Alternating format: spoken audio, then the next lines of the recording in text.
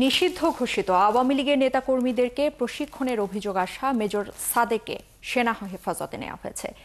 বৃহস্পতিবার নিয়মিত ব্রিফিংয়ে সেনা সদর জানায়, ওই প্রশিক্ষণের সত্যতা যাচাইয়ে তদন্ত চলছে। মিলিটারি অপারেশনসের পরিচালক কর্নেল মোহাম্মদ শফিকুল ইসলাম জানিয়েছেন, গোপালগঞ্জে কোনো প্রাণঘাতী অস্ত্র ব্যবহার করা হয়নি। বিস্তারিত জানাচ্ছেন নাদিয়া শারমিন। গোপালগঞ্জে এনসিপি সমাবেশে হামলা হওয়ার পর দলটির নেতাদের সেনাবাহিনীর এপিসি দিয়ে উদ্ধার করা হয়। সেখানে হামলা সংঘর্ষের ঘটনায় সেনাবাহিনী প্রাণঘাতী অস্ত্র ব্যবহার করেছে আসে এমন অভিযোগও। ইট পাটকেল নিক্ষেপে শুধু করা হয়নি, এখানে আপনার ককটেল নিক্ষেপ করা হয়েছে। যখন সেখানে আপনার জীবন নাশের হুমকি ছিল, তখন আত্মরক্ষার্থে আমাদের যে বাহিনীগুলো আপনার আইন শৃঙ্খলা বাহিনী ছিল, তারা বল প্রয়োগ করেছে বা করতে বাধ্য হয়েছে। এখানে প্রাণঘাতী কোনো অস্ত্রের ব্যবহার করা হয়নি।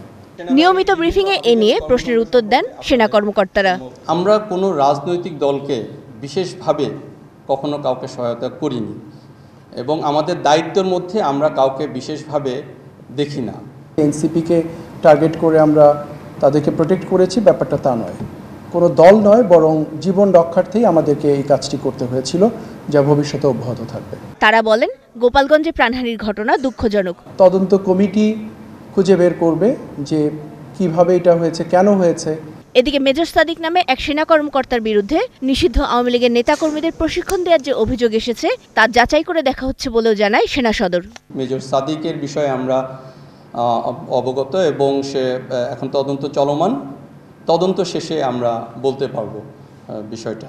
আর্মির হেফাজতেই সে আছে এবং তদন্ত চলমান আছে। তদন্তে তার দোষ প্রমাণিত হলে নিঃসন্দেহে সেনাবাহিনী প্রচলিত নিয়ম অনুযায়ী তার বিরুদ্ধে ব্যবস্থা গ্রহণ করবে।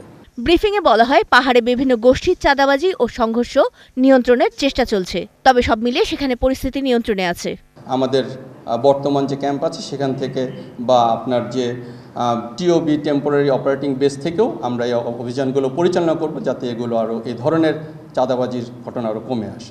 আরাকান আর্মি এখন এমন একটা অবস্থায় আছে, তাদের সঙ্গে কেএনএফের যোগসূত্র সৃষ্টি হওয়া অস্বাভাবিক কিছু নয়। সেক্ষেত্রে কেএনএফ আরাকান আর্মির কাছ থেকে যদি কোনো অস্ত্র পেয়েও যায়, এটাতে আমি অবাক হব না। বাট আশার বিষয় এটা হলো যে কেএনএফ কোনো অবস্থাতেই আধিপত্য বিস্তার করতে পারছে না। এদিকে মার্কিন ও বাংলাদেশি যৌথ মহড়া টাইগার লাইটেনিং দুই দেশের প্রশিক্ষণের নিয়মিত বিনিময়ের অংশ বলে জানান এই কর্মকর্তা।